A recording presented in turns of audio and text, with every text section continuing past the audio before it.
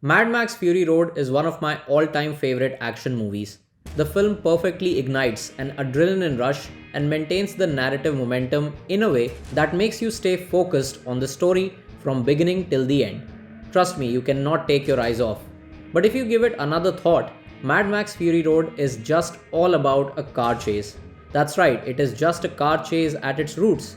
Now, many a times after you finish watching a film, one of the reasons why you dislike what you see on the screen is that the story had a lot of potential, but the makers could not keep up the narrative momentum. The makers failed at developing the story, and the events or incidents could not keep you gravitated till the end.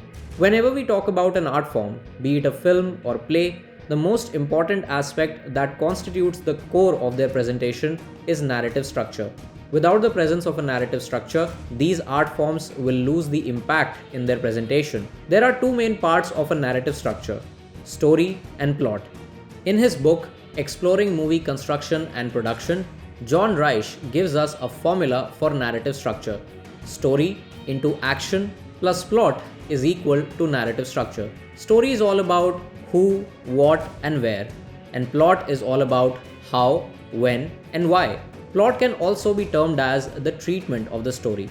Now, coming back to that complaint where certain films leave us disappointed despite having great potential, it is basically having a good story but the lack of proper treatment of the story.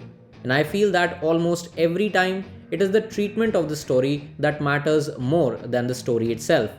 This is the reason why a lot of folks love a film based on a car chase. It is the treatment of the car chase, the rising stakes, the increasing conflict, the narrative momentum which drives our attention. Just like Mad Max Fury Road, Tinu Pappachan's Ajagajantharam is a crazy ride through the depths of utter chaos. Let's talk about how the makers of Ajagajantharam succeed in choreographing a cinematic catastrophe of epic proportions. Ajagajantharam is a complete action-packed extravaganza. When I say action-packed, I mean that this film comprises of moments that are filled with oodles of pure raw action. Sequences that have been crafted with such precision that the movements look scattered yet synchronized. Like I said, that this film is a crazy ride through the depths of chaos. And it is not easy to visually depict a state of chaos where you also keep increasing the intensity of the dispute. Now, chaos is a situation of highly unstable nature. A situation where the actions of the characters are happening instantly in a very unexpected manner. So, to convey this sense of instability, the makers of Ajagajantharam have deployed the use of dynamic filmmaking by thoroughly exploiting the three major tools of filmmaking arsenal: cinematography, background score, and editing.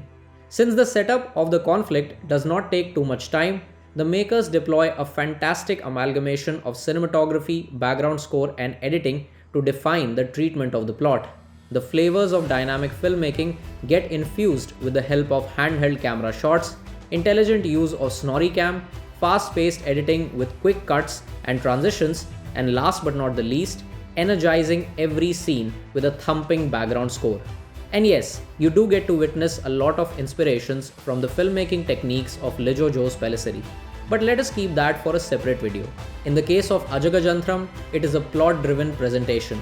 The makers do not spend too much time on setting up the conflict, which is mindless at its core. So, if you look at this narrative from a bird's eye view, you will realize that this is a story that signifies how humans, especially men, love to engage themselves in mindless conflicts. This film is dominated by male characters to portray the everlasting fight for power and supremacy. This conflict has been made exciting and nail-biting to watch because of all the attention put towards the treatment of the story.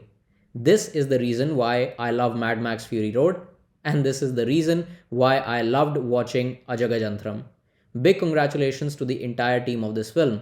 You can watch it now on Sony LIV. And let me know in the comments what are your thoughts about this film. And in case you want to know more about dynamic filmmaking, make sure you check out my essay on Neeraj Pandey's dynamic filmmaking style. If you like this video, give it a thumbs up, share it, and you can also show your support by hitting the red subscribe button and pressing the bell icon. I will be back soon with another video. Thank you so much for watching. Long live cinema.